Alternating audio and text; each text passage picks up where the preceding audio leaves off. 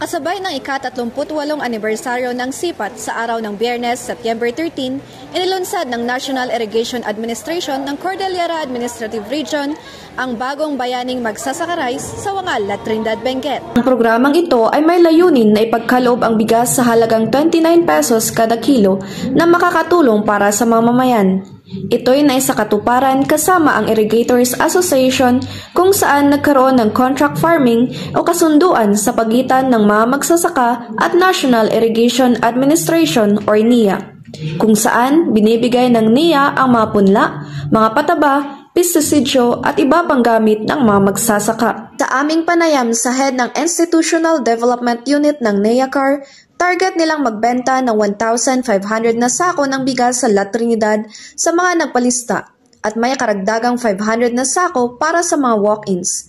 Kaya't nagkaroon ng kabuang 2,000 na sako ng bigas na tig 10 kilo. Ang mga bigas ay galing mismo sa probinsya ng Kalinga at Apayao. For family actually, kasi ang proposal namin sana, lahat ng Filipino family makatikim or maka-experience na makabili ng mababang bigas. Yun yung program ni ating presidente, di ba?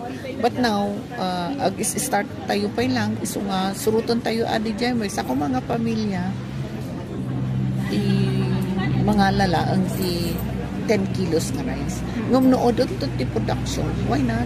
Nga amin, everybody open the market, parang ganun. Samantala, nagpahayag ng suporta ang isa sa mga Board of Trustee ng Benguet Farmers Federation of Irrigators Association or BFFIA. Dito nga programa nagmayat. Yeah. Naikan nagitoy senior citizen. Kan nagitoy persons with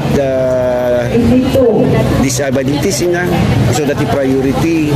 Na mo rin nung kasjay adanata amin nga senior nga in may adadamot pingan na naki-walk-in so nga naikanda kat dakal nga tulong santo makaraman ti Pilipino ti ustong bagas o inapoy iti Pilipino. Ayon naman sa isang senior citizen na nakinabang sa programa, ay dakal tinay-tulong na data. Ta imbis nga di 290 may gatang ko pa iti dadumay. Dagdag pa niya, mayat yung kanayon ko mga dakas nga programa. Bukod sa bigas, mayroon ding mga gulay na binenta ang mga miyembro ng Irrigators Association na nagmula sa iba't ibang munisipyo ng Benguet. Ang bagong bayaning magsasaka-rice ay inaasahang magbibigay pa ng mas abot kayang bigas sa bawat pamilya habang tinutulungan ang mga magsasaka. Ito si Joe Andalacan, nag-uulat para sa Herald Express Balita.